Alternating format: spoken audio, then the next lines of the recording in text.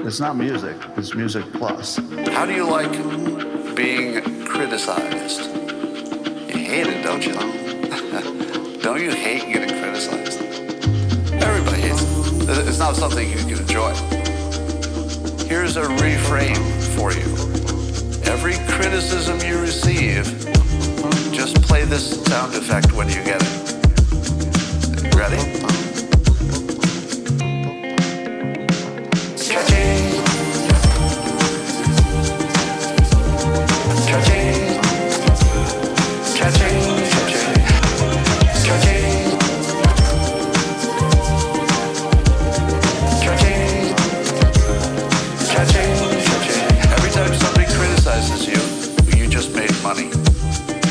Say that? Because you just made money. It's true. If somebody criticizes my live stream, and I'll tell you the biggest criticism I'm hearing is that my shelves are boring. Now, do I feel good that you're telling me that there's something about my thing that I do every day isn't good? No. Nobody likes to be criticized. It's not like you can enjoy it. But how do I receive it? Do I receive it as, I guess I suck? I could, right? How easily could I receive a criticism like that as, God, I'm an idiot. Why didn't I see it? Obviously, those shells need something on them. That'd be really easy, wouldn't it? I don't. Here's how I hear it. Cha-ching! Cha-ching! Cha-ching! Cha-ching! Cha-ching! Cha-ching! Cha-ching! Cha-ching! I know exactly what to change to do a better job. Because you told me. That's like money. If somebody hands you a thing that will definitely make you money, what is your feeling about it? Do you feel, I hate it when people give me a thing that makes me make money? I'll bet most of you think exactly that. You think, I hate criticism. Not me. Years ago, when people would criticize my comic, I would hate it, of course. But then I would say, a lot of people are saying the same thing, so I'll change it. And then I would make that change. And that made me rich.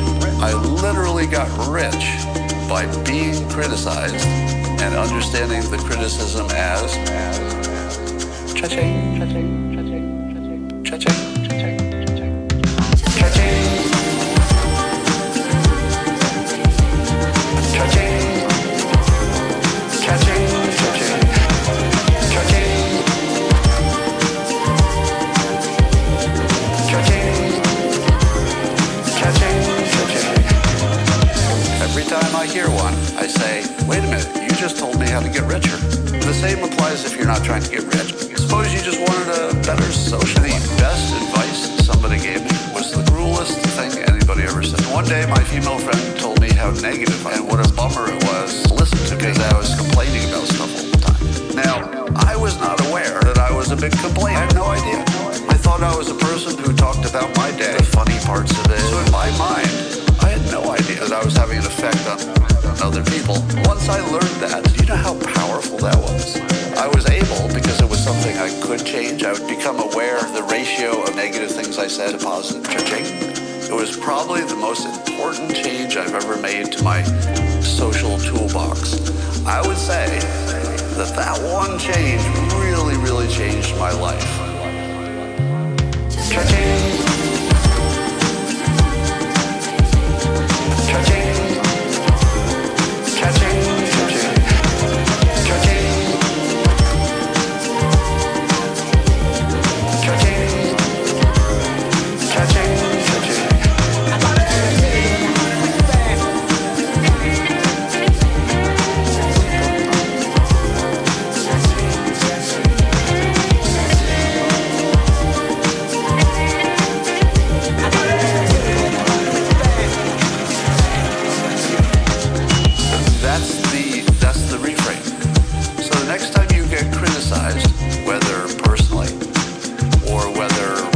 rationally. Say to yourself, cha-ching.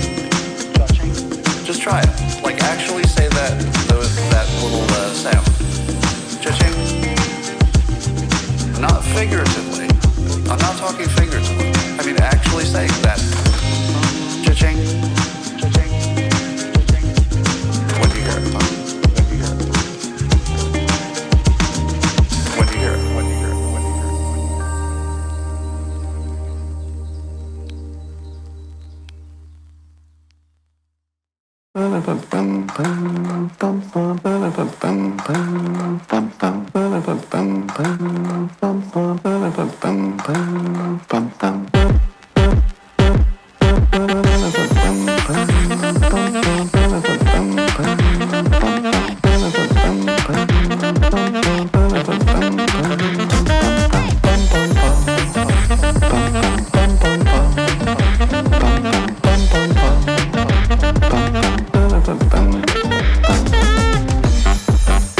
Here we are.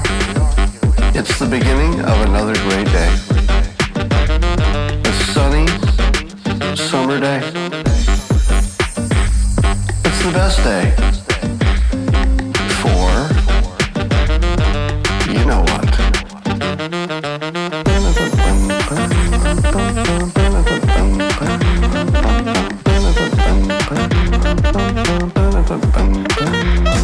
I'm going to read you a quote from Norm Macdonald. And he says this: the idiot sees the world as good versus evil. The cynic sees the world as evil versus evil. The truth that no one seems to be able to see is that the world is, and always has been, a battle of good versus good.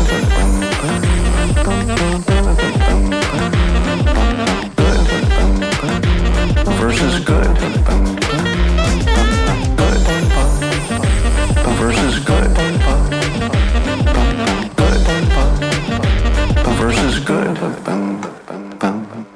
Wow. This is actually really profound. This is the situation we find ourselves in.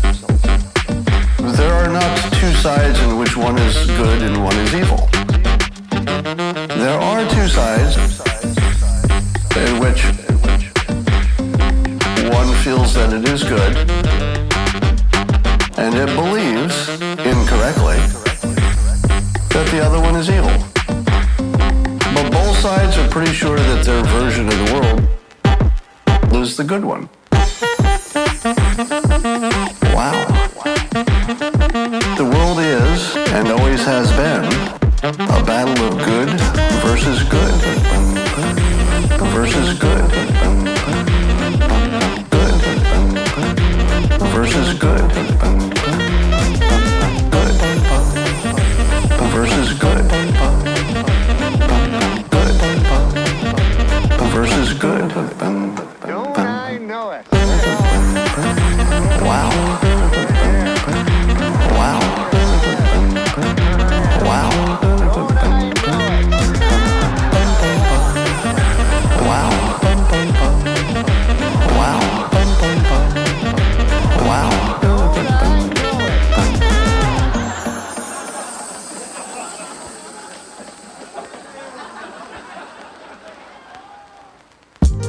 All right, here's one that's more about just not.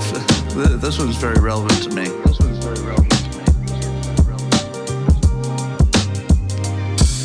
The usual old frame is that if you're having some bad luck, you think that you're unusually unlucky because it happened to you. You think of all the things that could happen to anybody, and then you think, oh man, why are all these things happening to me? Why me? Why do I have all these problems? That's the old way of thinking. Here's the reframe. Reframe is everyone has problems. Everyone has problems. We all have problems, yes, we all have problems, yes, we do.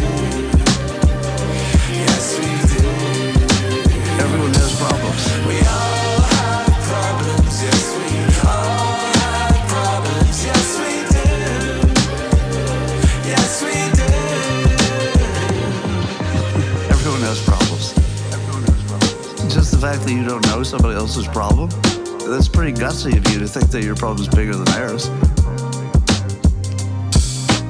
You don't know their problems. You don't know anything about people's problems.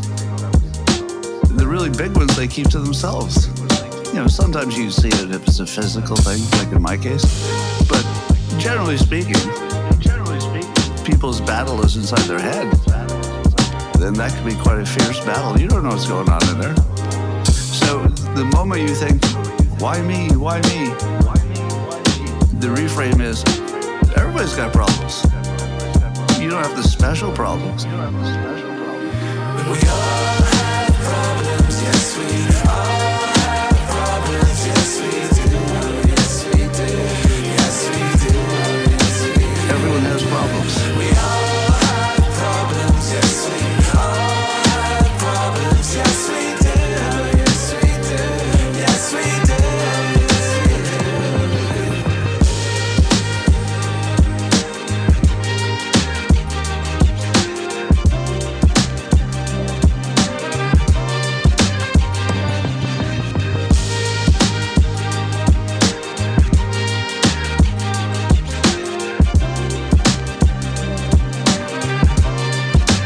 Everyone has problems. Everyone has problems. Everyone has problems. Everyone has problems.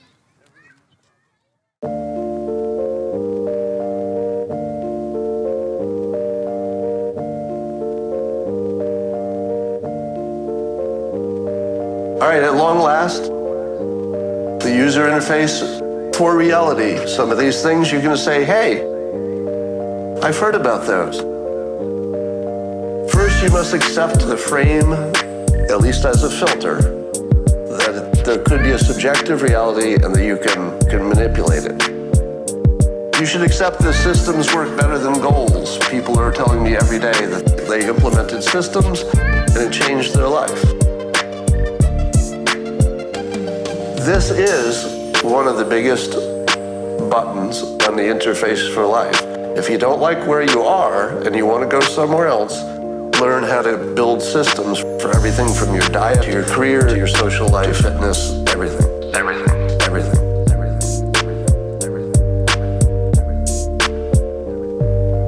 Talent stacking. The idea that if you intelligently add new talents, you become not just a little bit better, but exponentially better, because talents really explode your capability and your options. So this is one of the biggest buttons on the interface to reality. It feels like it works. It feels like it works. It feels like it works. The interface to reality. It feels like it works. It feels like it works. It feels like it works. Affirmations, the idea of writing down or visualizing your goals, seems to be something that gives you the impression that it works. And I say that very carefully. Does it work? Do affirmations change reality? I don't know. I don't know. I can tell you that when I've used them, the results I've gotten don't seem like anything could have been natural. I cured an incurable voice problem. I had ridiculous stock market luck when I used the affirmations. My career, as I told you, is just crazy. The interface to reality. It feels like it works. It feels like it works. It feels like it works. The interface to reality. It feels like it works, but I'm not going to tell you it does. You should see these as filters. If it feels like it works, keep doing it. Keep doing it. Keep doing it. If it feels like it works, keep doing it. Keep doing it. Keep doing it. The interface to reality. It feels like it works. It feels like it works. It feels like it works. The interface to reality. It feels like it works, I'm not going to tell you it does. You should see these as filters.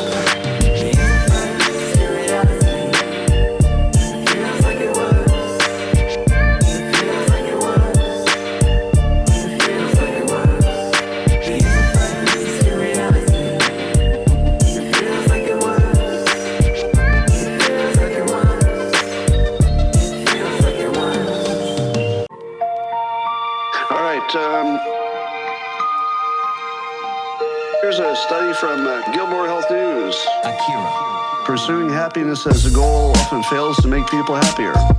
Here's why I think that makes sense. The reason you can't pursue happiness is it's not a thing. It's not a thing.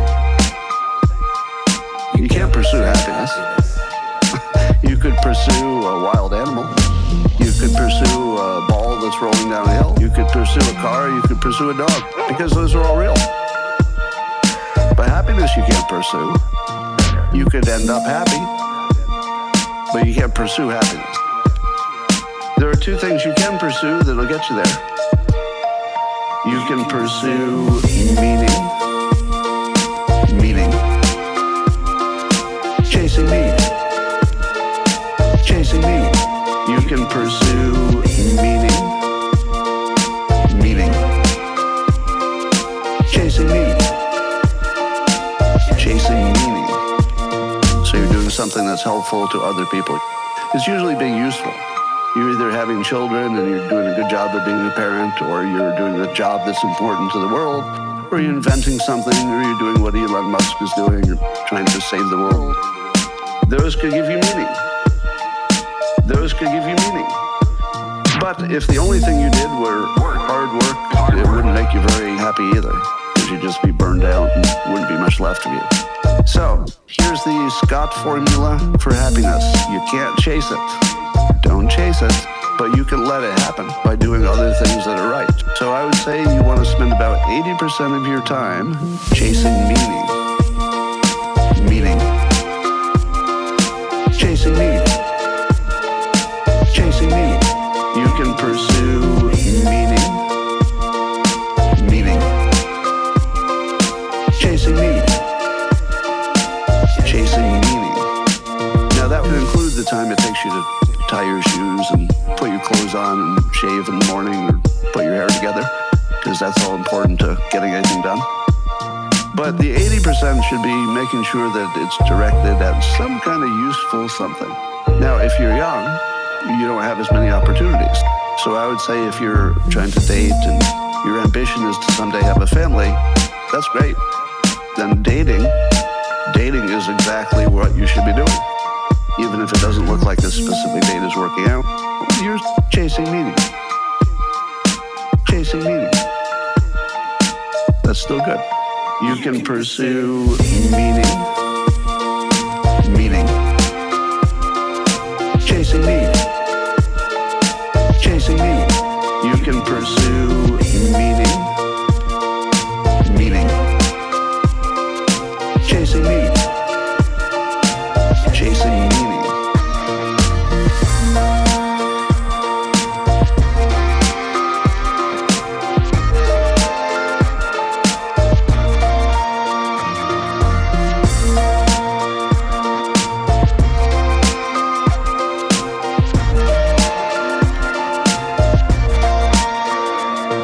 If you're chasing meaning 80% of the time, and then 20% of the time you're chasing pleasure, you're going to be fine. If you chase pleasure 80% of the time, you're going to be Dan Bilzerian and eventually say, you know what?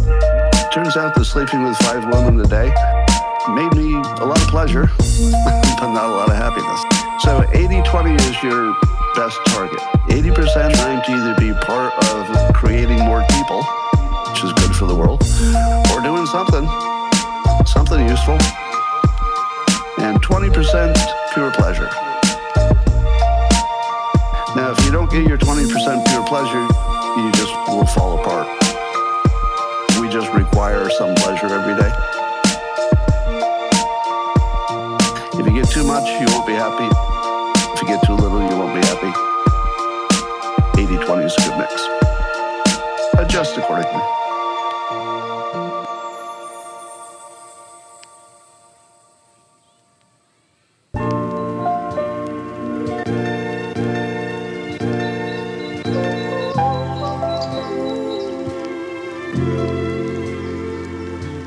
Here are the other buttons, which are mostly self-explanatory. But freedom is a big thing. People will trade a lot for freedom. You could say, would you like a bad life with freedom or a good life with no freedom? And people will take the bad life with freedom. So if you ever have a chance to create a situation where you can offer someone more freedom, that's very powerful. That's a button. And you should get as much for yourself as you can. And you can use it as a tool to help other people get what they want, because they will trade a lot for freedom. Because they will trade a lot for freedom. People will trade a lot for freedom. Because they will trade a lot for freedom. And freedom can come in the form of getting money, that gives you freedom. Having a flexible schedule, that gives you freedom. Being in the right kind of social situation gives you freedom. So there's lots of ways to get it. Fear is a motivator. I don't recommend using it unless you're trying to save somebody. Yeah, you could use fear to keep them from smoking cigarettes, for example. I wouldn't use this in the evil way. Curiosity is one of the most important and overlooked buttons on the human interface. You can see that authors that are good at it will make you curious at the end of a chapter so that you'll want to keep reading. So that you'll want to keep reading. Building curiosity into things is a really, really important button. When you can stoke somebody's curiosity, you can really shape what they do, and you can shape your environment through curiosity. Very, very powerful. But freedom is a big thing. People will trade a lot for freedom. They will trade a lot for freedom. People will trade a lot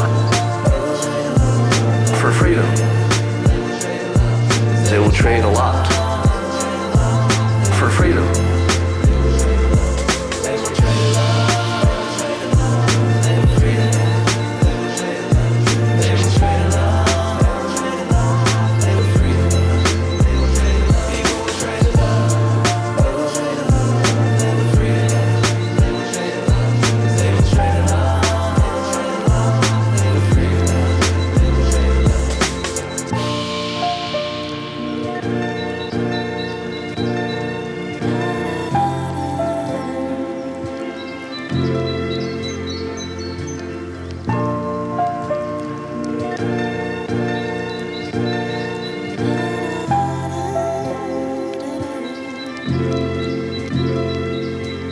What if laziness is a habit of thinking about the cost of things or the effort instead of thinking about the payoff?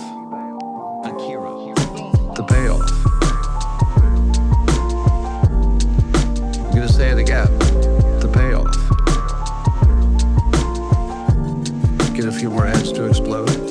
What if you could reverse laziness by simply developing a habit of thinking more about, let's say, the delicious food that you would like to enjoy instead of how long it would take you to get up and go get it?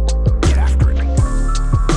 But the real question is, if you were to test this at home and try to see if you can think more about the good outcome and less about the work, would you get it done? What if laziness is a habit of thinking about the cost of things or the effort instead of thinking about the payoff? The payoff. I'm going to say it again. The payoff. Get a few more heads to explode. Why is it that people have a second child? You know, why does a woman who goes through this awful, awful childbirth have a second child? Don't they always say the same thing? If I remembered how bad this was, I wouldn't do it again. Right? So the not thinking about the effort is vital to actually the survival of humanity. If we focused on how hard it was to have a baby, you just wouldn't do it. Or you'd do too little of it. But if you focus on how awesome it would be to have a family, well, there you go. You're going to go through the pain because you've already committed.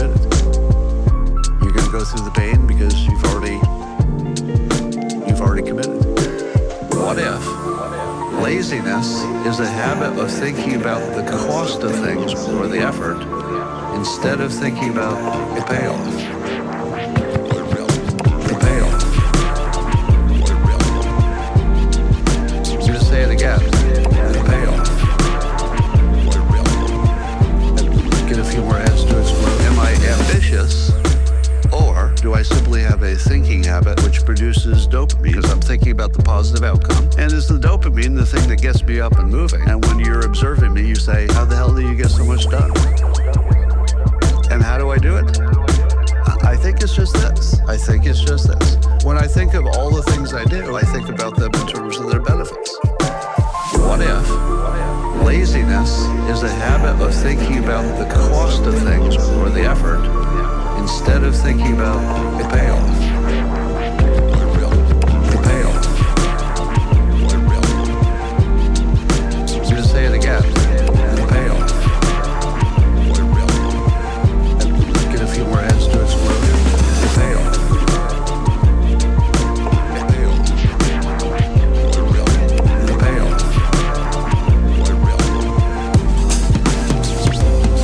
So here's your tip. It's going to change some of your lives. Think about the positive, not about the work, and see what that does to you.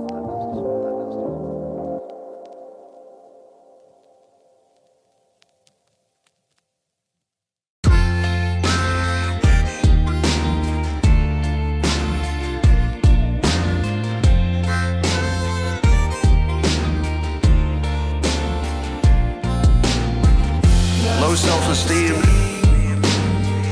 is like a virus. You catch it from other people. Low self-esteem is like a virus. You catch it from other people. You didn't get your low self-esteem necessarily because you were born with it. I mean, it's got to be a genetic component here.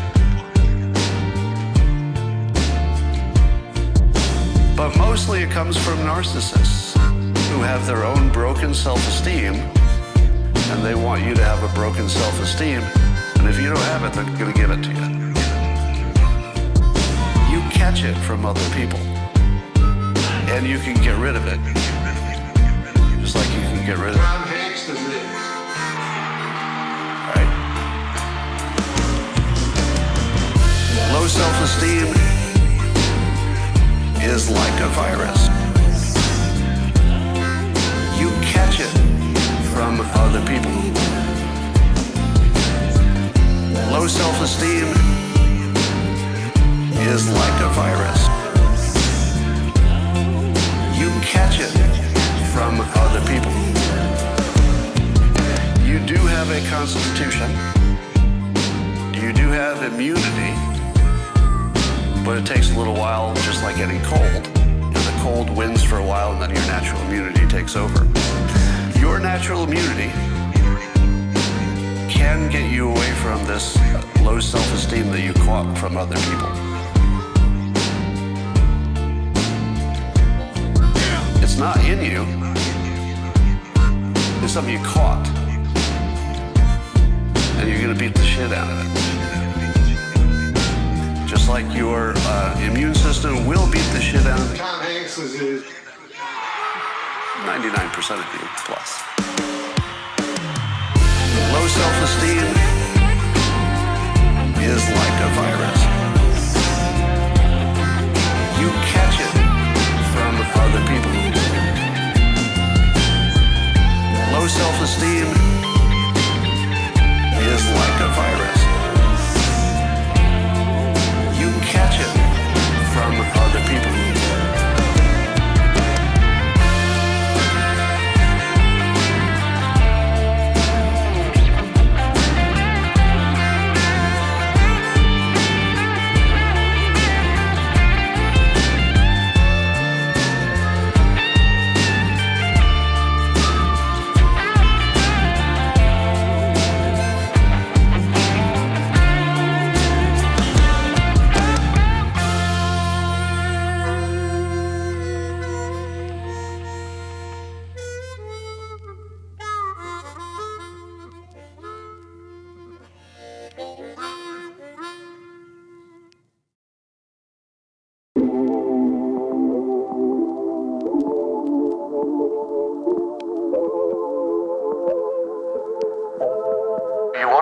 Remember that you always inject novelty. It's what triggers memory.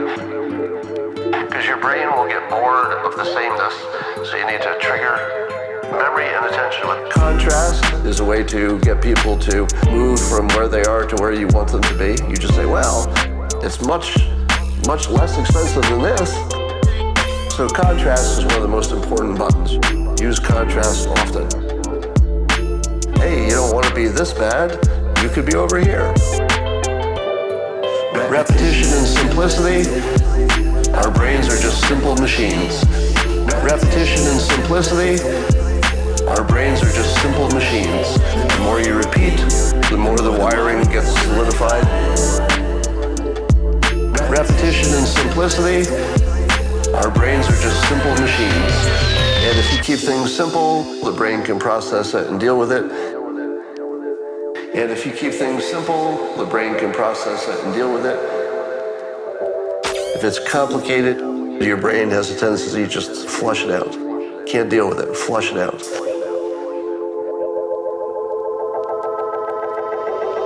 The fake because is a form of pseudo-logic. Sometimes you need to get people moving with a fake reason that doesn't even actually pass logical standards, but people don't need logical reasons. Just look at politics. People have incredibly different opinions, and many of them are smart. So if you've got smart people on opposite sides of basically every issue, you can see that they don't need real reasons. We're not a species that operates on real reasons. We'll take a fake reason, we'll take one we made up, we'll take a guess, we'll follow our friends. Once you understand that people don't need real reasons, it frees you. Because if you're locked in a little world at a lower level of awareness where you say, well, I'm not going to convince somebody unless I have a real reason. Sorry, that's not the reality any of us live in. Real reasons are good. If you have them, use them. But we don't need them. Real reasons are good. If you have them, use them. But we don't need them. Real reasons are good. If you have them, use them. But we don't need them. Once you know you don't need them and that reality can be authored, you're in better shape. Repetition and simplicity. Our brains are just simple machines. Repetition and simplicity. Our brains are just simple machines. The more you repeat, the more the wiring gets solidified. Repetition and simplicity. Our brains are just simple machines. Repetition and simplicity. Our brains are just simple machines.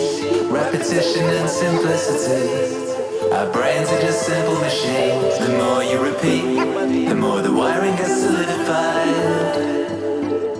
Repetition and simplicity. Our brains are just simple machines.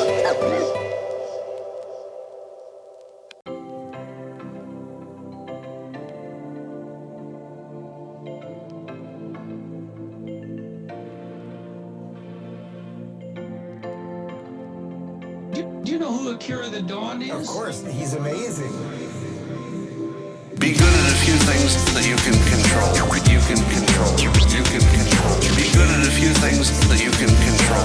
You can control. You can control. Be good at a few things that you can control. You can control. You can control.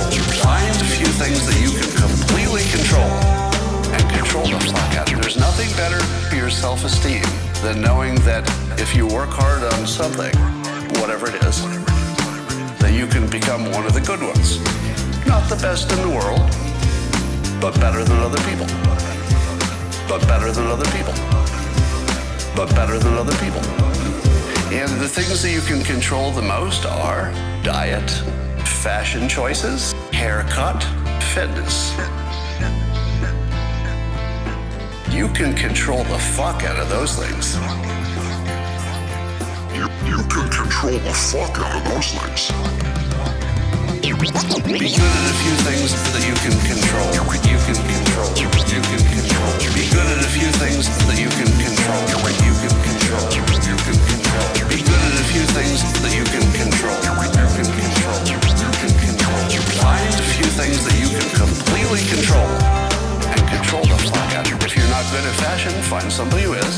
get some advice. Don't know how to exercise? Find somebody who can. Have them tell you how. Don't know how to eat right? Find somebody who knows. Have them tell you how. Find some things that you can completely control and control the fuck out of them. Just control the fuck out of them. Because that's where you get your self-esteem. I'm actually a really good example for this. And I'm going to say something astonishingly lacking humility. I'm a person who's good at a lot of things. A lot of things. If you made a list of things that the press has called me and asked for my expert opinion on, you'd be kind of surprised. It's across economics, business, humor, politics, persuasion. But how many things are there that you could be good at? All of the things that humans can do. It's gigantic, right? It's like millions of things that people can do, and I'm good at almost zero. Like if you took all of my skills and compared it to all the skills that anybody could have in the world, it rounds to zero. It doesn't round even to 1%. And I'm an example of somebody who has pretty high skills in a variety of fields, and it still rounds to zero. Be good at a few things that you can control. You can control. You can control. Be good at a few things that you can control. You can control. You can control. Be good at a few things that you can control. You can control. You can control. Find a few things that you can completely control and control the fuck out of it.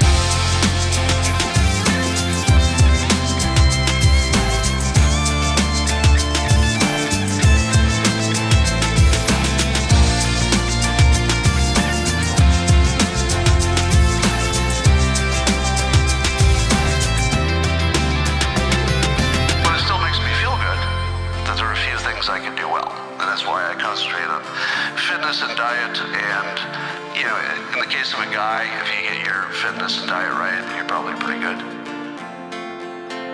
So control the things you can control, get good at them, and remember that nobody's good at much. This is the hypnotist reframe. If you're not a hypnotist, you probably go through life thinking that people are rational. And 90% of the time. 90% of the time they're just rational, but 10% of the time they get crazy. Everybody, you know, me, you, everybody. The hypnotist reframe is that people are only rational 10% of the time. If that. People are only rational 10% of the time. If that. If that. People are only rational 10% of the time. If that. If that. People are only rational 10% of the time. If that. If that. People are only rational 10% of the time. If that. If that. Once you realize that people are irrational pretty much all the time, and that they rationalize what they did, they don't think it through. They explain it later. And sometimes that sounds dumb to other people. This is like one of the reframes that doesn't seem like a big deal. But let me tell you, once you realize that nobody's ever, 90% of the time, once you realize that they're irrational 90% of the time, then that tells you how to deal with situations. People are only rational 10% of the time. If that. If that. People are only rational 10% of the time. If that. If that. People are only rational 10% of the time. If that. If that. People are only rational 10% of the time. If that. If that. If you thought people were rational 90% of the time, you would try to change their minds with reason and data. Have you ever tried that? It doesn't work at all, does it? Your reason and your data? It's because you're assuming that you're talking to a rational player. You're not. Almost never. So instead you use persuasion. You make them feel a certain way, and if you can make them feel a certain way, then they will rationalize decisions that make them feel better. People are only rational 10% of the time. If that. People are only rational 10% of the time. If that. People are only rational 10% of the time. If that. People are only rational 10% of the time. If that.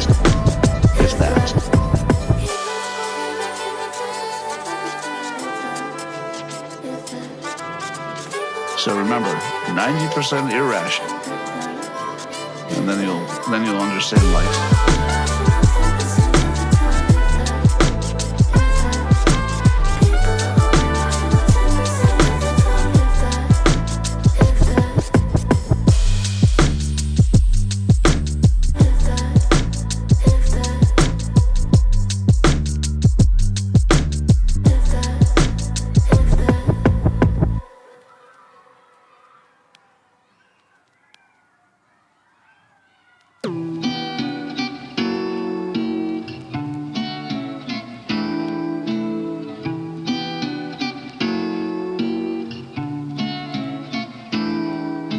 Pacing and leading I've talked about, that's just matching somebody until they feel comfortable with you, and then you can lead them. And then you can lead them. And then you can lead them.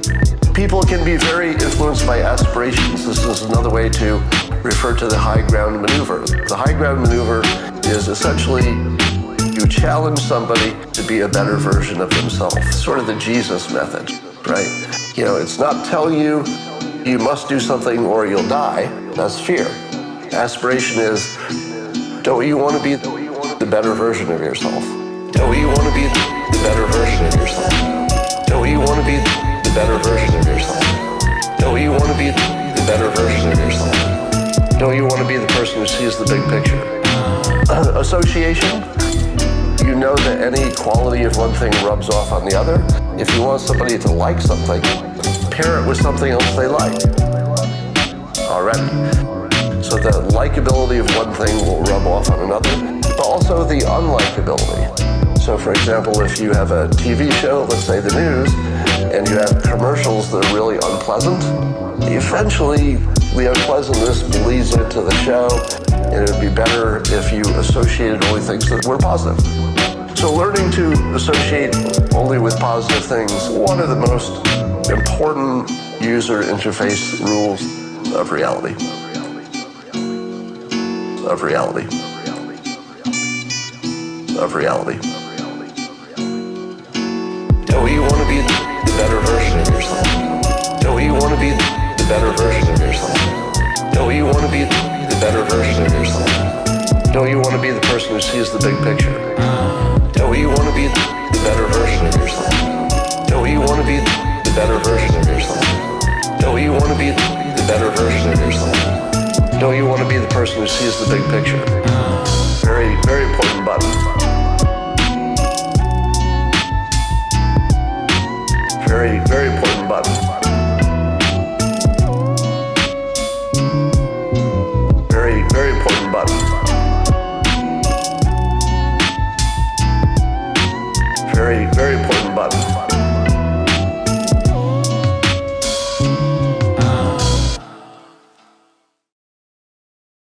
All right, I saw a story in the South China Morning Post. It asks the question, can you train your mind to be happy? And it says, yes, expert says. Would you like to know how? Would you like me to train you with my hypnosis experience into how to be happier? All right, well, I won't hypnotize you. I'll just tell you how to do it. Number one, whatever you think about the most is who you are. It's who you are. It's who you are. What you think about the most is who you are. Who you are. Who you are. It's who you are. It's who you are. What you think about the most is who you are. Who you are. Who you are. And you can change what you think about the most. It's easy. Watch. Think about your favorite animal. Could you do it? Yeah, of course you could. You all had a different favorite animal, but when I said think about your favorite animal, you could do it. So that was when your brain was focusing on a cool thing that you liked. Favorite animal. Probably made you a little bit happy. I mean, just a little bit. But during that time you were thinking about your favorite animal, you weren't thinking about some bad thing that could have potentially put you in a bad mood or affect your energy or make you anxious or anything. Whatever you think about the most is who you are. It's who you are. It's who you are. What you think about the most is who you are. Who you are. Who you are. It's who you are. It's who you are. What you think about the most is who you are. Who you are. Who you are. So, I just proved to you that if you just remember as a habit to change your thinking from whatever negative stuff to positive stuff, and it's really that easy. Just think about stuff you like. Everybody likes something. Think about a person you like, experience you had, a walk on the beach, if that's your thing. Just think about it. And reduce the shelf time that you give to the bad thoughts. Because how much you think about something is what creates the structure in your brain that becomes semi-permanent. You can usually change it, but it becomes a little semi-permanent. So the more you think about positive things, the happier you're going to be. It's who you are. It's who you are. What you think about the most is who you are. Who you are. Who you are. It's who you are. It's who you are. What you think about the most is who you are. Who you are. Who you are. It's who you are. It's who you are. What you think about the most is who you are. Who you are. Who you are.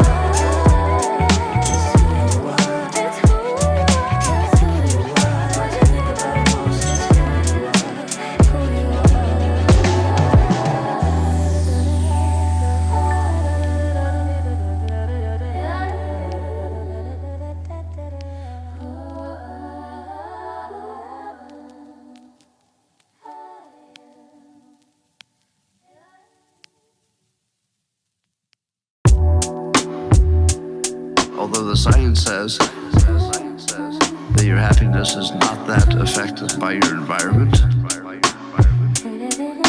that's not true.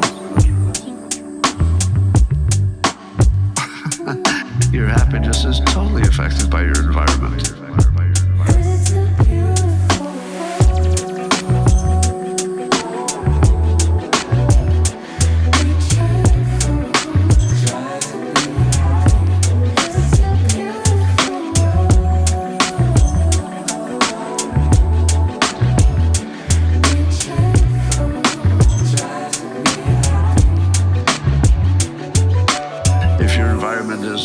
Family, you don't think that you'd be a little bit happier than if you were sitting all alone in your little apartment, like some of you are? I think it's absurd to imagine that changing your situation won't make you happier. You don't think that going from poor, where you're panicked about eating, to well off, you don't think that would make you happier? Because you didn't have to worry about starving? Of course it would. I guarantee it would make you happier.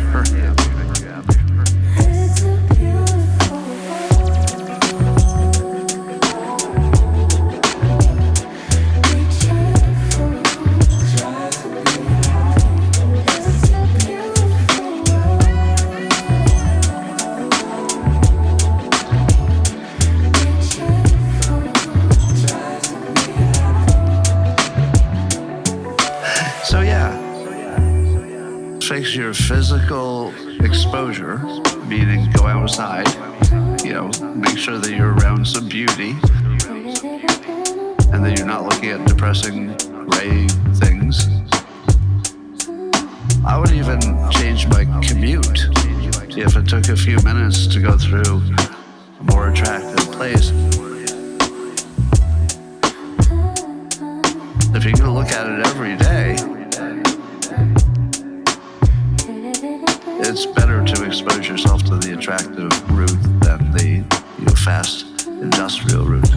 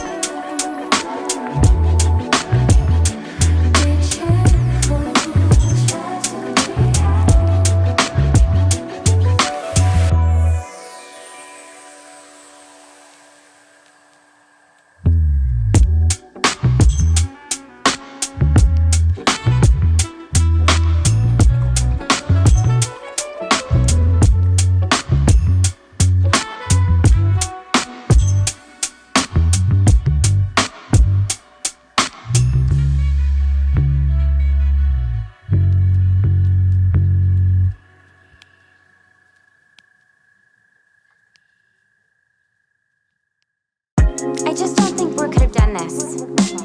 Exercise gives you endorphins. Endorphins make you happy. Happy people just don't shoot their husbands. Akira. They just don't. I don't know if you've ever experienced this, but unless you've got pretty serious mental problems, I'll bet you're happy whenever your body feels good. Am I right?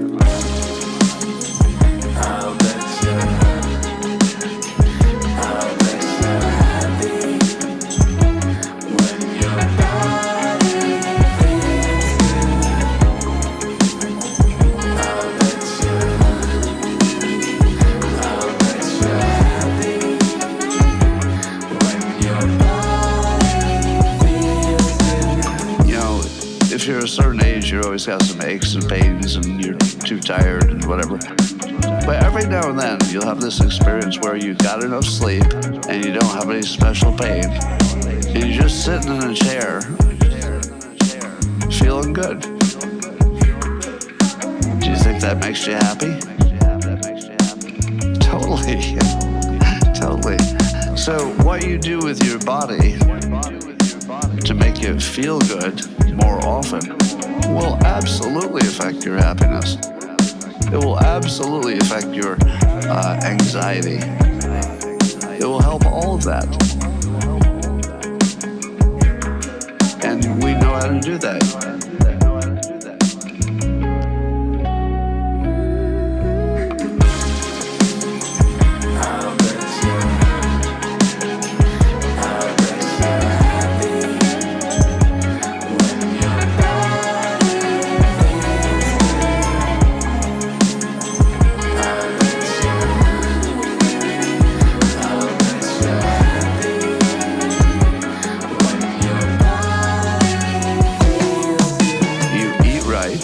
Which you can learn. You exercise right, which you can learn. Take it slow and just make it a continuous learning process. Continuously learning what to eat, continuously learning what exercises work best for your particular body. So it's more of a continuous learning thing. That's a good frame. If you can make your body happy, because you exercise and it just feels good, it'll make your brain happier. If you can look in the mirror because you exercised and ate right, and you say to yourself, I look pretty darn good for my age, whatever your age is. Yes, absolutely do that. It'll make you feel better.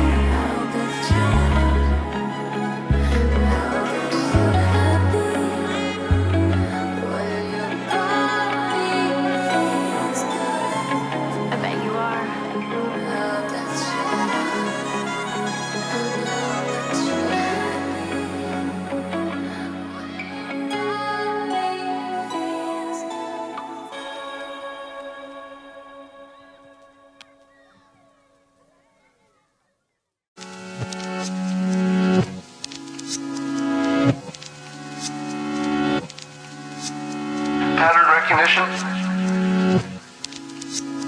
once you realize that the humans are not logical machines, we're pattern recognition machines. Pattern recognition machines. And it's that pattern recognition that isn't very good. Pattern recognition is what makes you a racist. Pattern recognition is what makes you an ageist, a sexist, everything bad, because your patterns are all you have. You're not really a logical person who reasons everything out. Your brain isn't big enough. You wouldn't have enough time. So instead, you default to these little biases, which are determined by patterns. We're pattern recognition machines. Pattern recognition machines. Your patterns are all you have. You're not really a logical person. Now the problem is, many of those patterns are fake. Let's say you had met 3 Elbonians in your life, and every one of them slapped you in the face with a glove. The next time you met an Elbonian, you'd be like, oh, no thank you, I don't want to get slapped in the face with a glove. Those last 3 Elbonians were pretty rough on me. But it's only 3 Elbonians. The odds that your pattern is predictive, probably low. Probably low. We fall victim to patterns, but you can also use patterns to convince people of things. If you are consistent, people say, oh, this person's always honest. So patterns are a tool, but they're also our biggest defect.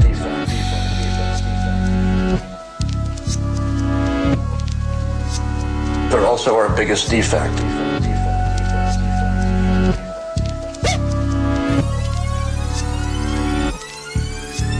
We're pattern recognition machines.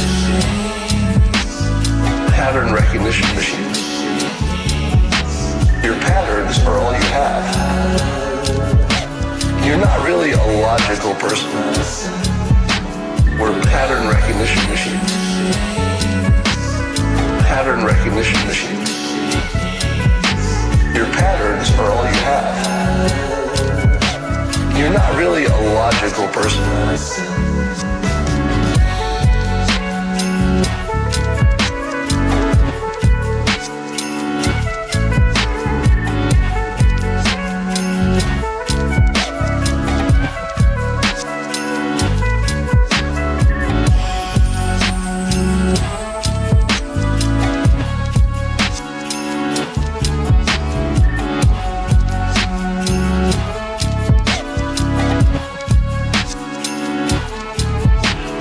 Understanding the brain as a visualization machine is very, very important. Very, very important.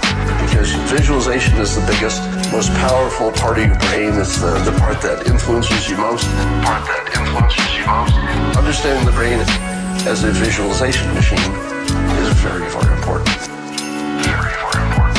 Because visualization is the biggest, most powerful part of your brain. It's the part that influences you most.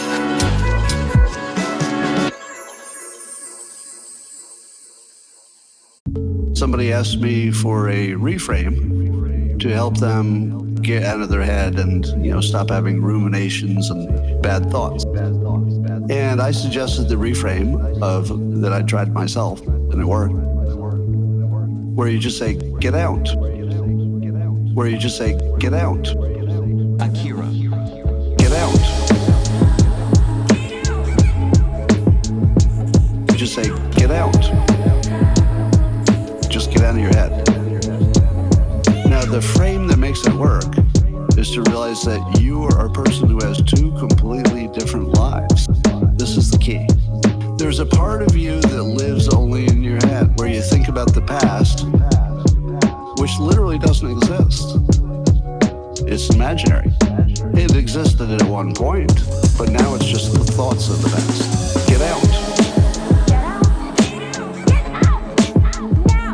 Just say, get out.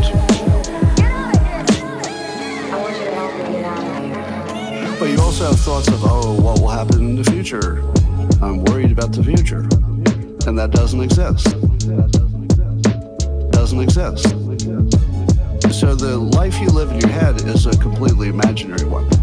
Things of the history in your past that don't exist anymore, and worries about the future that doesn't exist yet. But the outside world is all real stuff. Stuff you can touch, breathe, sense. And we live in both of those worlds. We go back and forth. And so the idea that I had that worked when I did it was I just said, get out. What I meant was get out of the imaginary world and get into the real one. Get out. Just say, get out.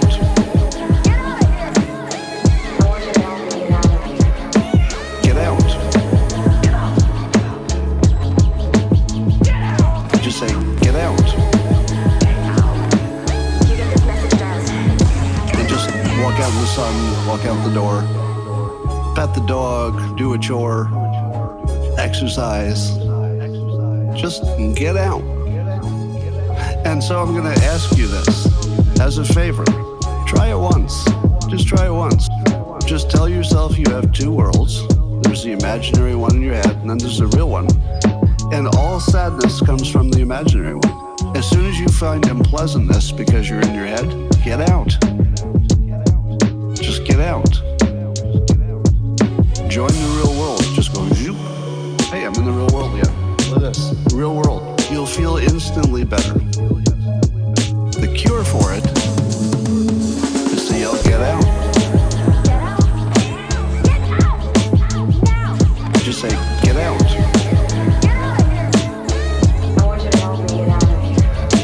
Get out. Just say, get out.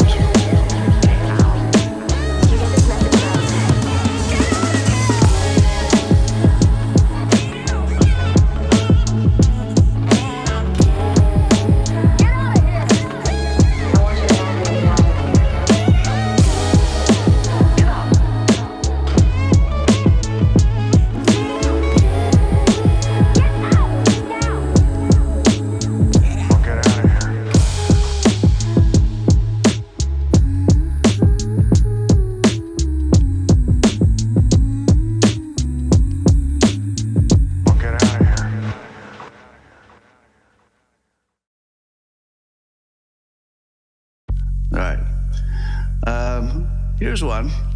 How many of you have ever thought, or maybe gagged when you heard somebody else say it, that they were trying to find themselves? I need to find myself. I need to figure out, who I am. Bad idea. Here's the reframe. Instead of being an explorer and trying to figure out who you are, how about authoring yourself to be what you want to be?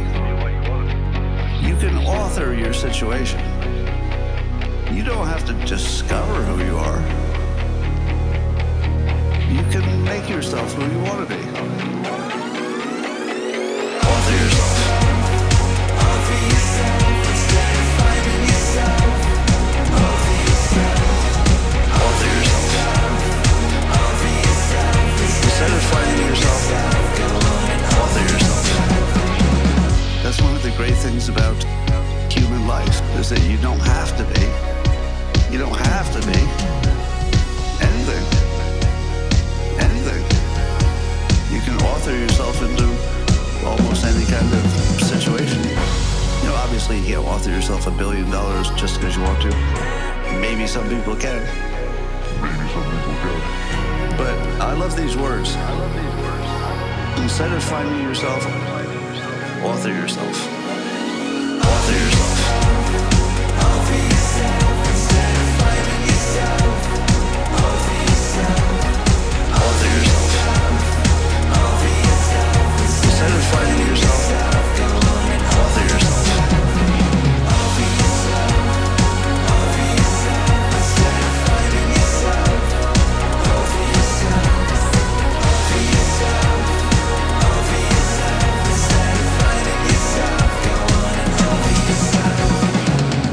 That's very powerful if you take that to heart. Author yourself.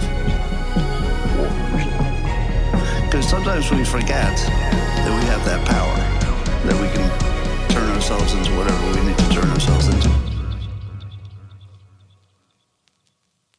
Author yourself. Author yourself.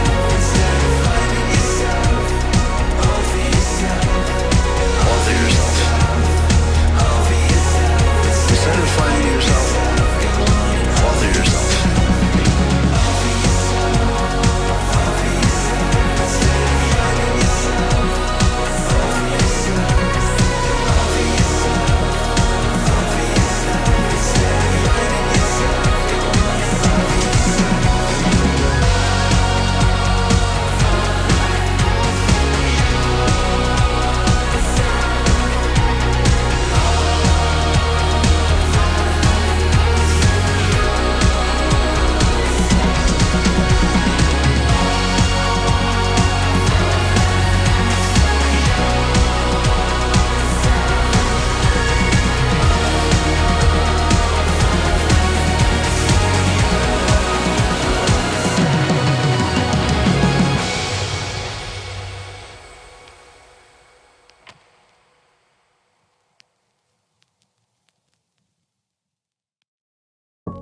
How many of you live in regret of past decisions?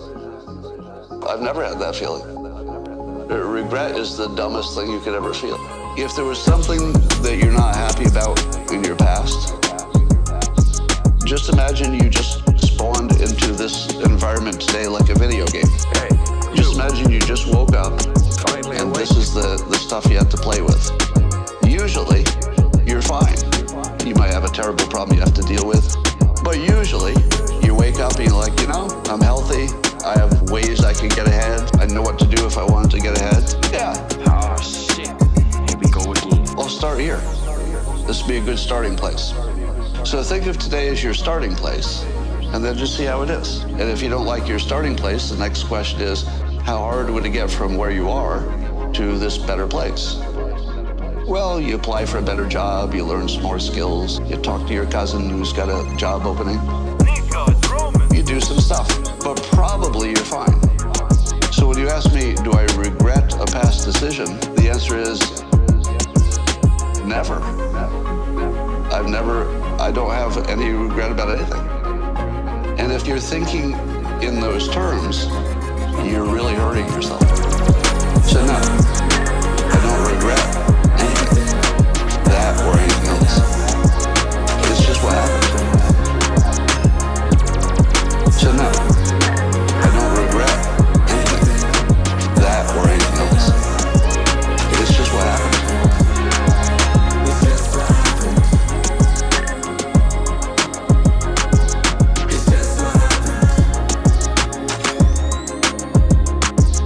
You do some stuff, but probably you're fine. So when you ask me, do I regret a past decision? The answer is never. I don't have any regret about anything. And if you're thinking in those terms, you're really hurting yourself. So no, I don't regret anything, that or anything else. It's just what happened. So no, I don't regret anything, that or anything else. It's just what happened. It's just what happened. It's just what happened. It's just what happened. It's just what happened.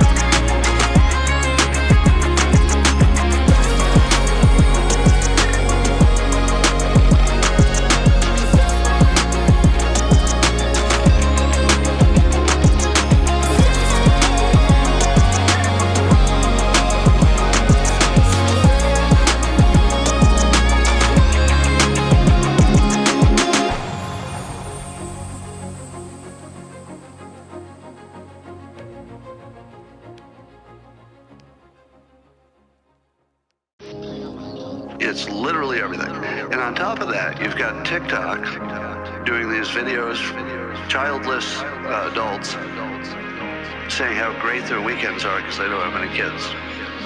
Now, I have two feelings about that. Number one, they're totally right about how great their weekend is when they have kids. However, I'll just speak for myself.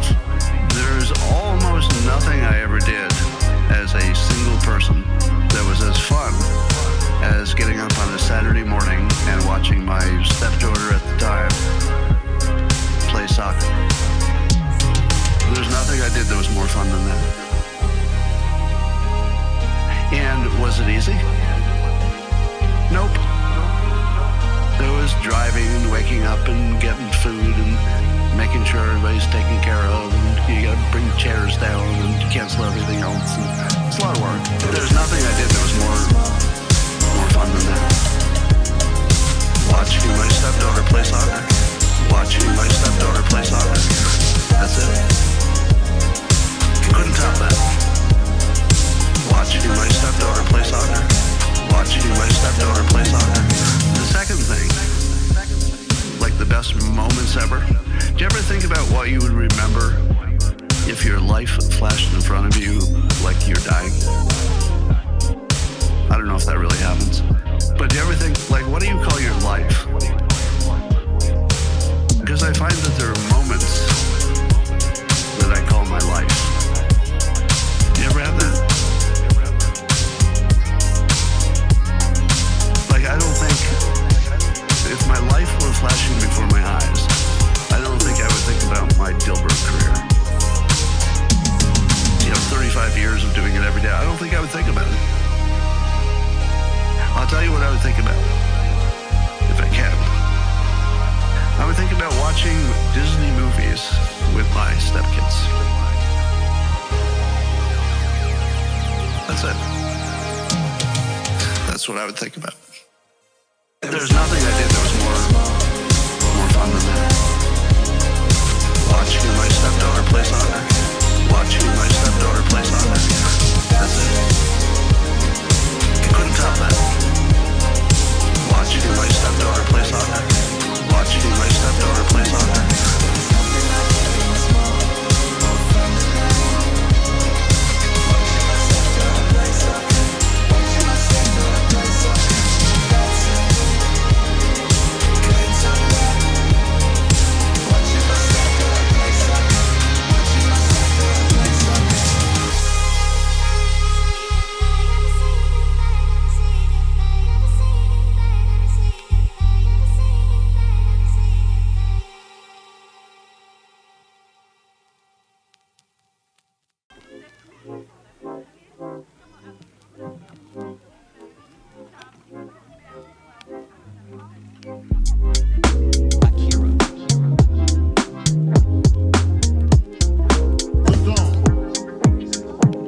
It's not music, it's music plus. The old phrase used to be yourself. Anybody ever used to give you that advice? Be yourself. Terrible advice. Here's the reframe. Become a better version of yourself. Become a better version of yourself. If you're satisfied being yourself, people aren't going to want to be around you. You're not that good. You need some work. And you should admit that you're a work in progress. People will like you better if you admit you've got some work to do. Try being better. You should be working on some kind of a system or process, or finding some way to be the improved version of yourself. You should be getting smarter, healthier. You should become wiser, kinder. You should be trying to get your depression down and get your mental health better. You should be trying to get different in every possible way.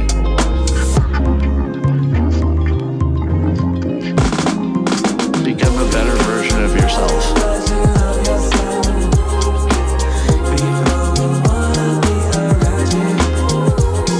Become a better version of yourself.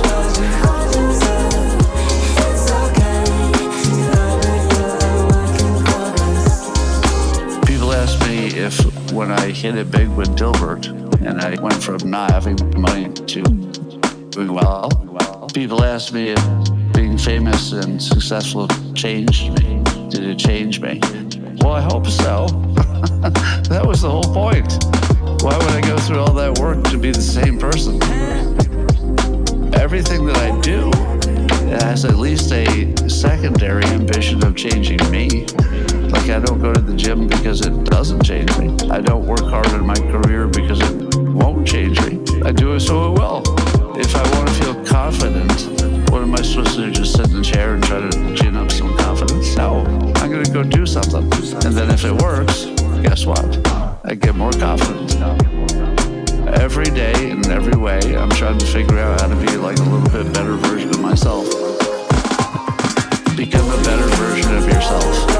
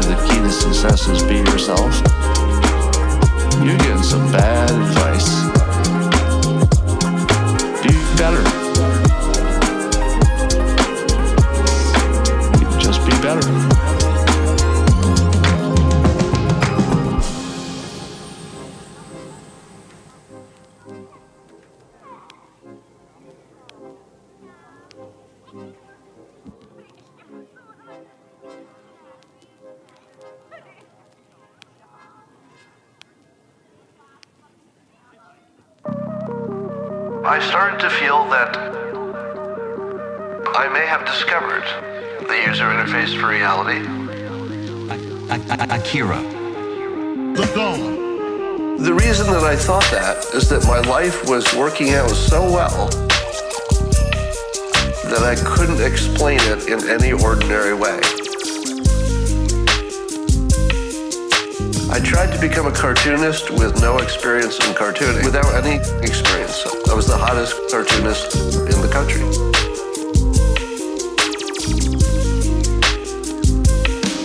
At about the same time, I had written my first book. It was a #1 New York Times runaway bestseller, with no experience at writing books. And there were a number of things that I was touching and doing, and it seemed as if I could manipulate reality. But here's the thing.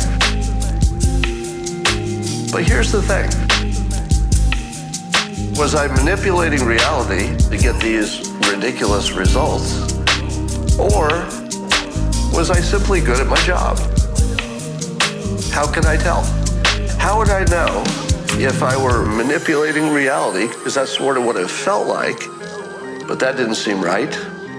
Or was I just good at my job and I didn't realize how good I was, so I performed better than I expected? Maybe. Could be. It's possible. Maybe. Could be. It's possible. And it seemed as if I could manipulate reality. But I wanted to test it. Maybe. Could be.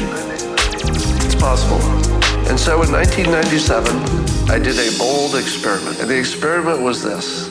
I very publicly and annoyingly made a prediction. And I chose an area in which I had no expertise. I thought I would try something that was just impossible. I would make the most unlikely prediction and then wait as long as it took for it to become true. And if indeed I could hit the most unlikely prediction, then maybe other people would believe me when I explained to them the user interface for reality. I predicted that in my lifetime, the theory of evolution would be debunked in scientific terms, not in religious terms, but in scientific terms. You can imagine how well that went over. Obviously, I'm a nut, and I should not be listened to, and you shouldn't listen to anything else I ever say. That was 22 years ago, 23 years ago. So something happened today that was a very big deal in my life. And it was that there was a podcast, Patrick Urelshi. He told the story he heard of my prediction about evolution being debunked. And then he brought the story into the question of the simulation. Now, of course, if the simulation is true, then what we believe about evolution probably isn't. Because you don't need evolution if you have the simulation. We just are here, and our history is created on demand whenever we go looking for it. Maybe. Could be. It's possible. Maybe. Could be. It's possible. And it seemed as if I could manipulate reality. But I wanted to test it. Maybe. Could be. It's possible. What Patrick did is told you something that I couldn't do myself. I couldn't tell you that my prediction had actually came in. I've been trying to, but I feel like I had failed at it because I'm not credible about judging my own prediction. Obviously, I have a stake in it. If the simulation is true, evolution isn't. So 22 years later, there's now a competing theory that serious scientists buy into. And although you can't tell which one is the true one, if either one is, maybe neither, maybe they're just filters, what you can tell is the odds. Maybe 1 billion to 1 for the simulation.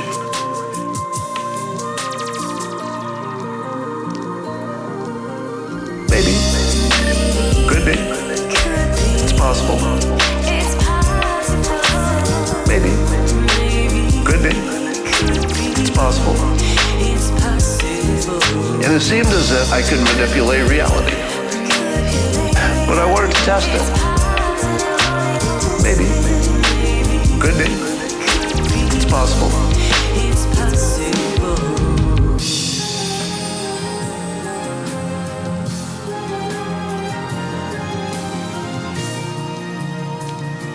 So, having nailed my 22-year gamble that I could make a prediction so unlikely that the best explanation is that somehow I'm authoring the reality just as a filter. Again, that doesn't mean that I can actually change reality.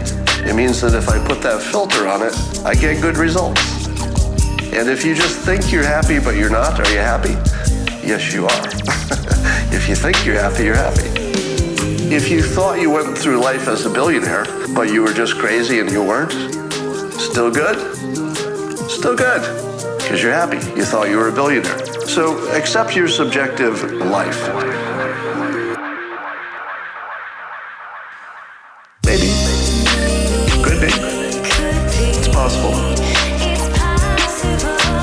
Maybe. Could be. It's possible.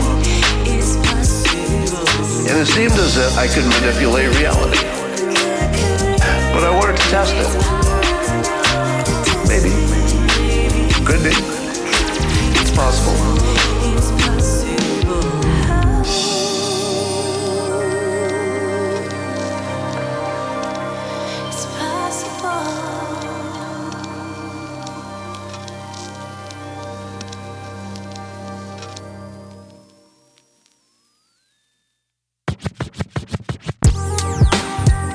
The question, what if, is far more powerful than saying, here's what's going to happen. Persuasion-wise, if you say to somebody, here's what's going to happen, people will immediately reflexively go into, well, no, there's a reason it can't happen. So as soon as you affirmatively say, this will happen, whoever you're talking to reflexively says, 6 reasons why it can't happen. Instead, what if? Because nobody resists what if.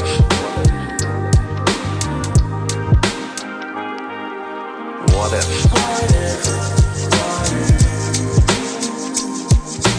What if?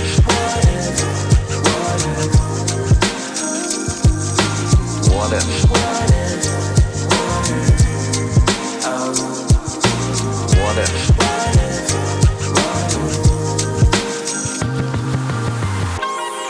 Especially if the what if is such a positive thing.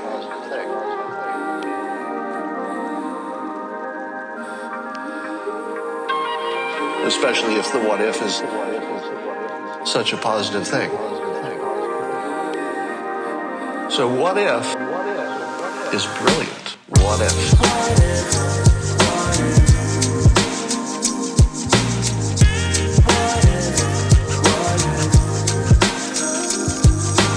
What if?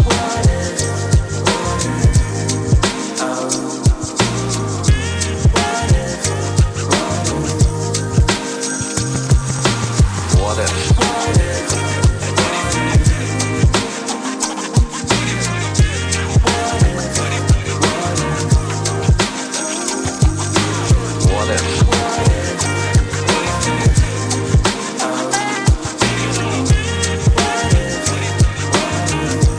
if?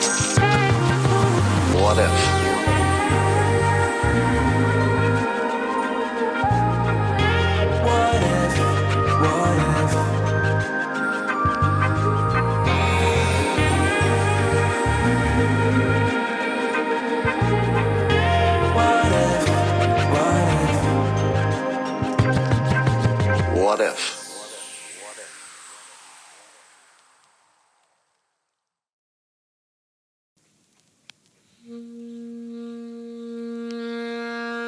Everybody is someone else's weirdo.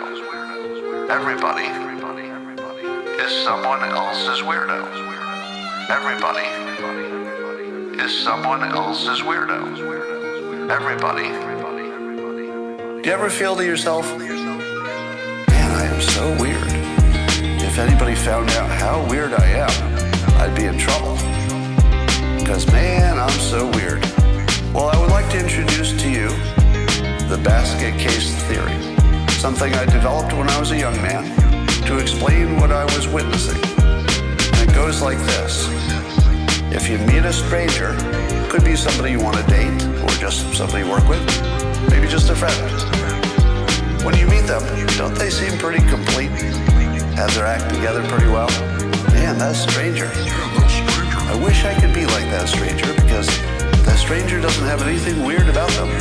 They've got their act together and on the inside, pretty confident and pretty capable.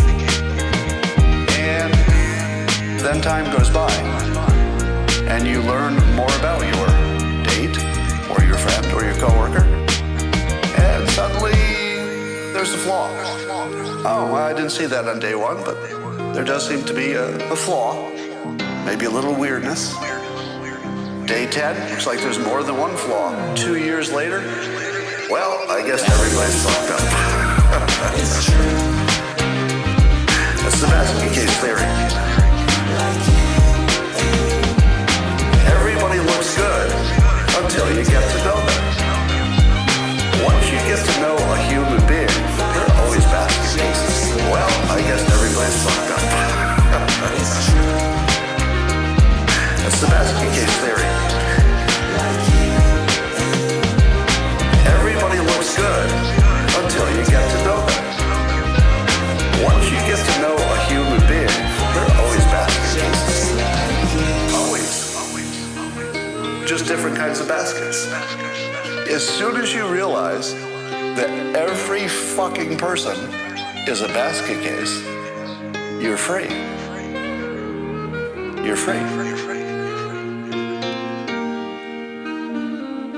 What is it that bothers you more than anything as long as you're healthy and you have a job?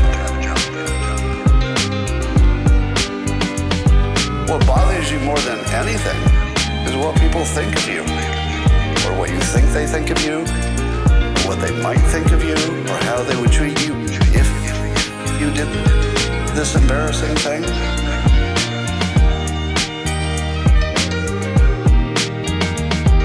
They're not better than you. Basket case theory. They're not better than you. They're just people you don't know that well. That's it. There's nothing else to the story. You just don't know them that well. If you did, you wouldn't be impressed. Everybody's fucked up. It's true. That's the basket case theory. Everybody looks good until you get to know them. Once you get to know a human being, they're always basket cases. Well, I guess everybody's fucked up. That's the basket case theory.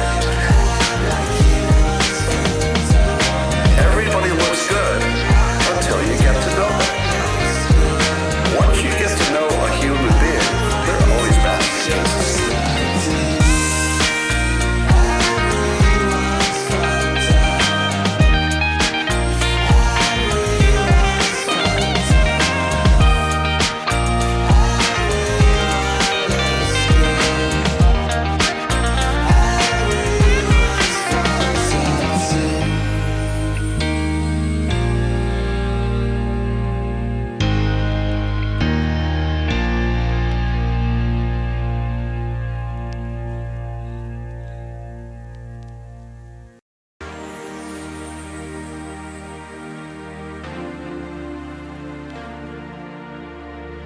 There's somebody out here watching this right now. You might be watching it live, or somebody might be showing it to you. But I'm kind of talking to you directly. You're feeling super lonely. You might be addicted. And you're trying to figure out a way out. And you're thinking, what the hell do I do? I'm trapped, I'm lonely, and maybe addicted. And I have low self-esteem. And all these people who are doing better than me are beating up on me and they're controlling me. Their opinions are actually just breaking my brain. I can't stop thinking about what they said about me. Is that you? Yeah, that is you. I'm gonna give you at least a few tricks. This will just be a start. It's not gonna fix anybody instantly. But I'll give you a few tricks for escaping that, okay? Some brain hacks, some life hacks. It goes like this. Number one, always remember the basket case theory. That's trick one. Everybody's broken.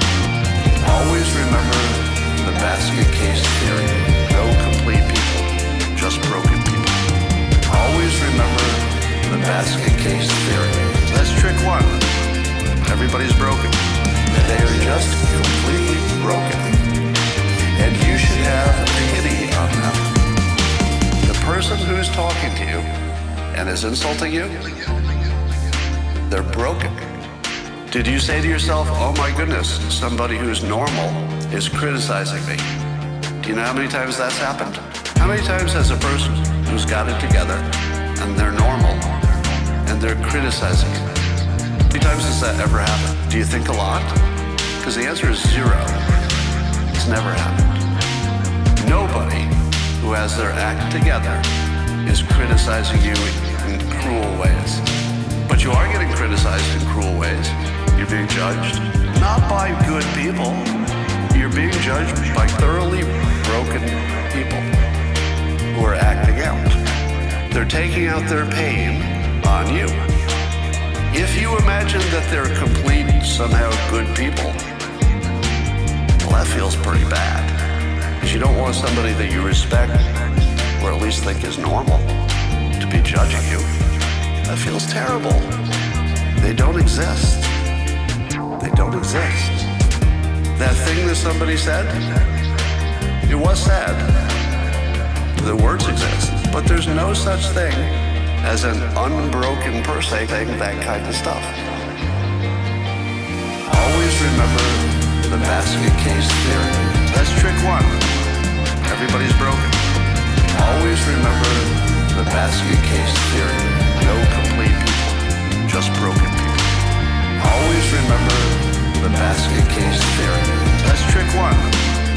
everybody's broken. They are just completely broken. And you should have pity on them.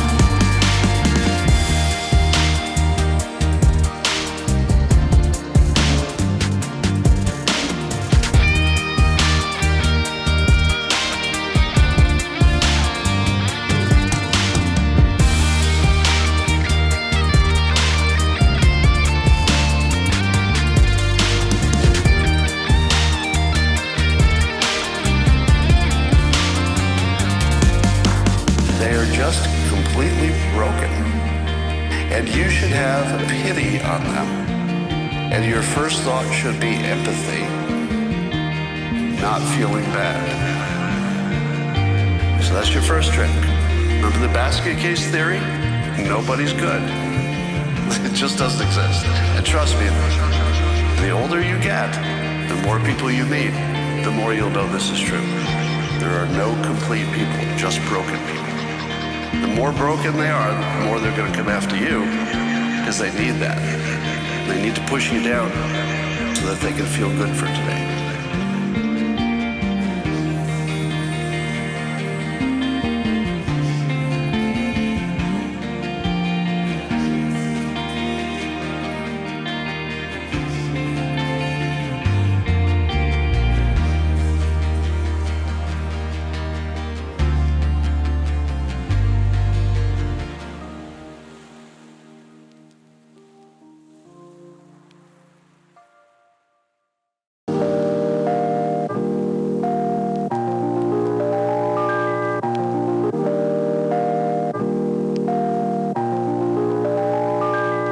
You should know that the mating instinct is the base of pretty much all of your impulses. So if you haven't learned that pretty much everything from the way you talk, present yourself, hold yourself, dress, everything you do is some kind of expression of your mating instinct, whether you like it or not. Whether you like it or not. Let the beat rock. Everything you show off about that you don't want to show if you have a flaw, pretty much everything you do comes back to wanting to look good and present yourself well for mating purposes. Once you understand that, you start to understand where the buttons are, because you'll say, oh, that's why that's happening. It's an extension of the mating process. Oh, that's why that's happening. It's an extension of the mating process. Oh, that's why that's happening. It's an extension of the mating process. Once you see it, you can't unsee it. You'll see it everywhere. Oh, that's why that's happening. It's an extension of the mating process. It's like the veil will come off and you'll start seeing everybody's actions as, wait a minute, why is it?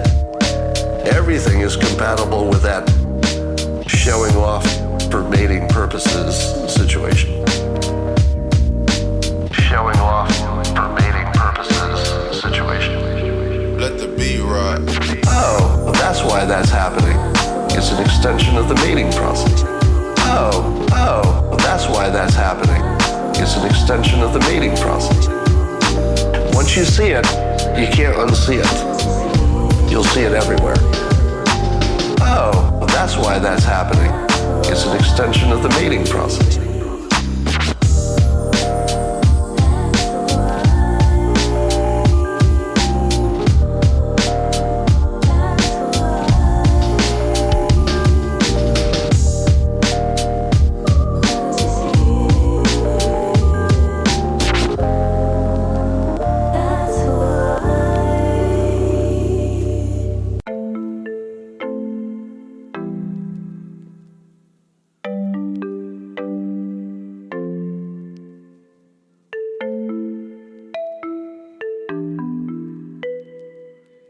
Here's some more. Use your despair to find freedom. Use your despair to find freedom. Use your sadness, loneliness, depression, and despair to buy your freedom. Do you know how to do that? And by the way, freedom feels really good. Here's how. Do you remember that day you were lonely and sad and neurotic and anxious and depressed and every other bad feeling in the world? And if only you could talk to that guy or that girl, the person of your affection. If you feel like you're gonna die anyway, just do it. You're free. Go up to that person that you think is gonna turn you down, and guess what? They probably will. Doesn't matter. Doesn't matter. Everybody's failing all over the world all the time. Go up to that person and say to yourself, before you walk up, my whole life is garbage right now. I'm sad, I'm lonely, I'm neurotic. Let's mix it up a little bit. Let's shake the box.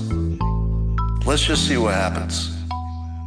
Leave your box, walk directly up to that person that is way better than you in your broken mind. They're not way better than you, but you think they are. And say, you know, I just wondered if you'd like to go out to dinner with me.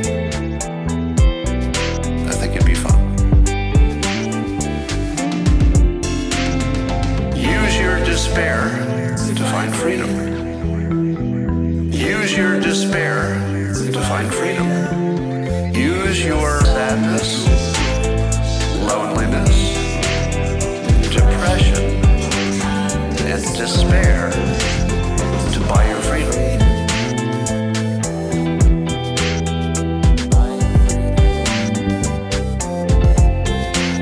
To buy your freedom.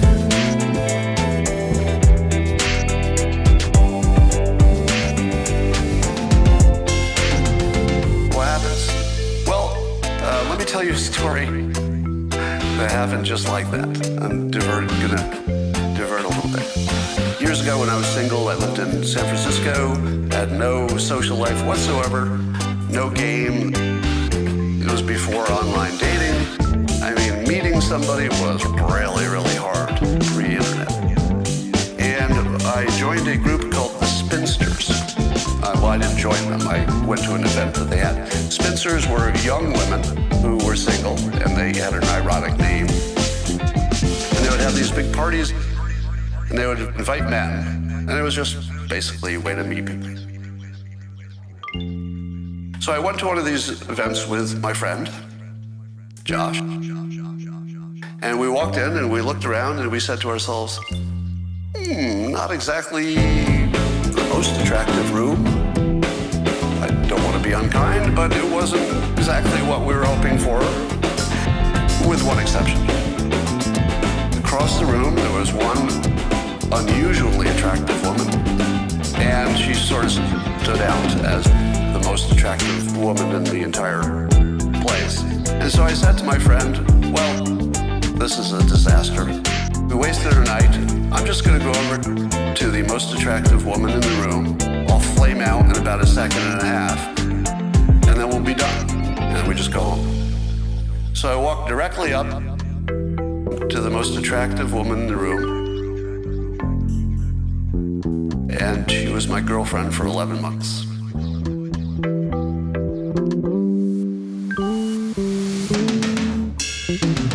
Use your despair to find freedom. Use your despair to find freedom. Use your sadness, loneliness, depression, and despair to buy your freedom.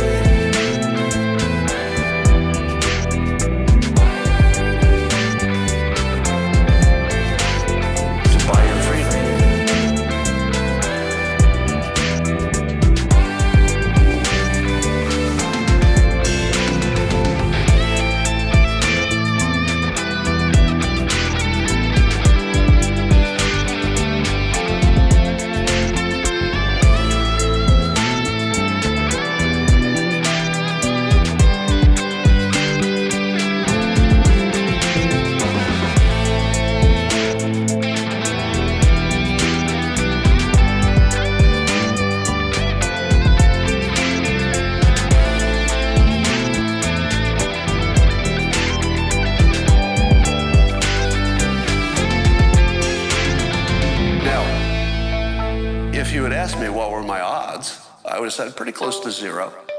Pretty close to zero. And it turns out that other people were intimidated and didn't talk to her.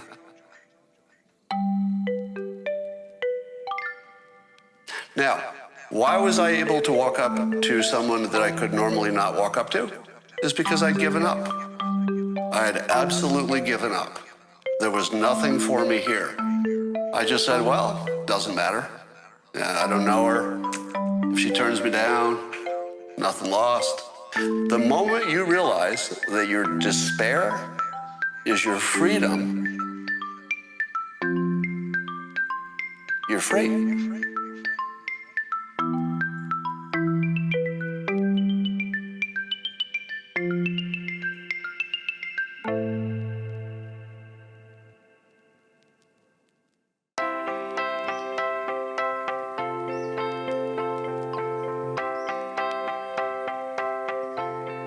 Have you heard the phrase, freedom is just another word for nothing left to lose?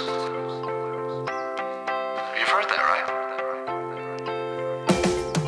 Freedom is just another word for nothing left to lose. How about that college class you were going to sign up for? How about that sport you wanted to get involved in? How about that motorcycle you wanted? Too dangerous, right? You're free. You're free. Every one of you who is depressed and anxious, you're free. You're free. Because nothing you do will be worse than the way you feel right now. Do something. Do something dangerous. Psychologically dangerous. Take a chance. Put yourself out there. Flame out. Get killed. Just get smashed. Just go do it. You're free. Freedom's just another word for nothing left to lose. You're free. Do something. Do something. Freedom's just another word for nothing left to lose. You're free. Do something. Do something. If you want to meet people, here's the best way to do it. You have to join activities. There is no other way to meet people and form lasting friendships. Hear this clearly. There's no other way to do it. You have to join an activity, a club, a sport, a gym, an organization, a political movement. Nothing else, right? You can't just make a friend. Like, good luck. You could try. Well, I don't think I've ever seen it work. Hi, Bob, hearing good things about you. I think we could be friends. Doesn't work. Do something. Do something. Join a thing. Make a sport. Form a club of your own. Just go do it. You're free. Freedom's just another word for nothing left to lose. You're free. Do something. Do something. Freedom's just another word for nothing left to lose. You're free. Do something. Do something. Why would you not form a club of your own? Because you're afraid nobody would come, right? What's the difference? You're as good as dead. You're depressed, you're anxious, you hate your life. You're thinking about putting I can't say that here, but you're thinking about maybe life isn't worth it. You're free. You're absolutely free. Go have some fun. Freedom's just another word for nothing left to lose. You're free. Do something. Do something. Freedom's just another word for nothing left to lose. You're free. Do something. Do something.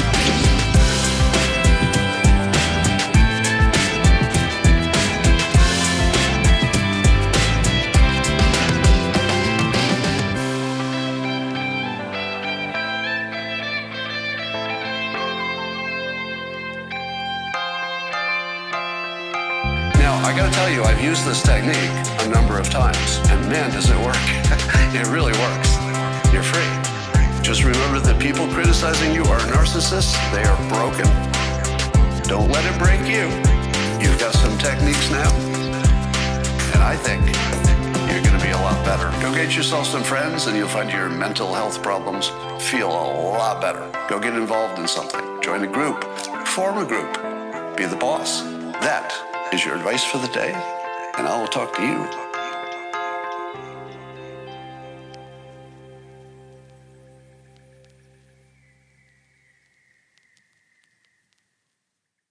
The usual frame, the old way of thinking, is that if things are going wrong, the universe is acting against you. Have you ever thought that? Have you ever thought, my God, the whole universe is acting against me. Nobody can have this much bad luck, one thing after another. Right? Ever have that? Very, very suboptimal way of seeing your world. Now I'm going to reframe it. The universe owes me. The universe owes me.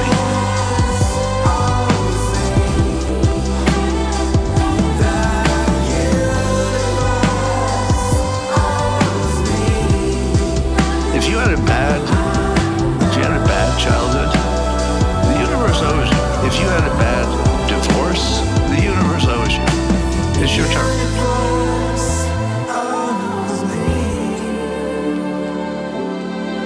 It is almost impossible for anybody to have bad luck all the time. So if you have a string of bad luck, it is the surest sign that some good luck is on the way. Does that make sense? Because luck always gets to the average. People have average luck over time. In any small period of time, they might have extraordinary luck or bad luck. But over time, it's definitely going to go back to something like average. So if you're in one of those, man, I can't believe how bad this is, this week, it's the surest sign that the universe owes you, and it's going to pay you off.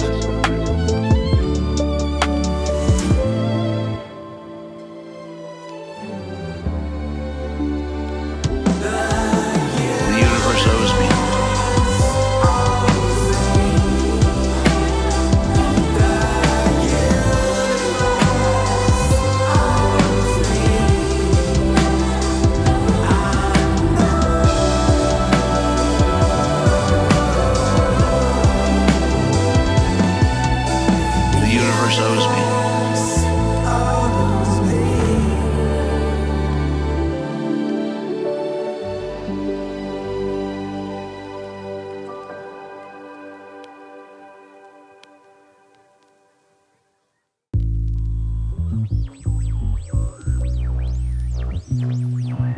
Akira. It's not music, it's music plus. All right, ladies and gentlemen, you have been so nice to stick with me through this.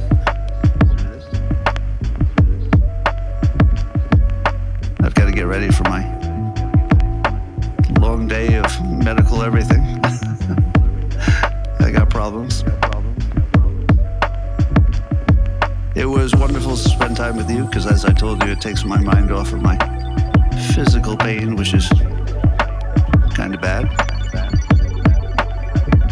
And I get to spend the best time of my day, which is with all of you awesome people.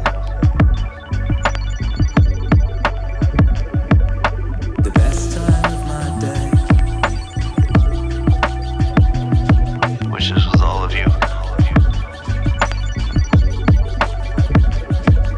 the best time of my day, Which is with all of you awesome people. And I also know that even though, I haven't met most of you in person, that it actually means something to you when I tell you that you're my beloved and how much I enjoy spending time with you. And it's all true. It's all true. I wouldn't say it. And I know that gives you a little boost. So that's how you can start your day. And you certainly give me a boost. My God, you give me a boost. I could not be more appreciative. And it's all very meaningful to me in ways that you can't even imagine.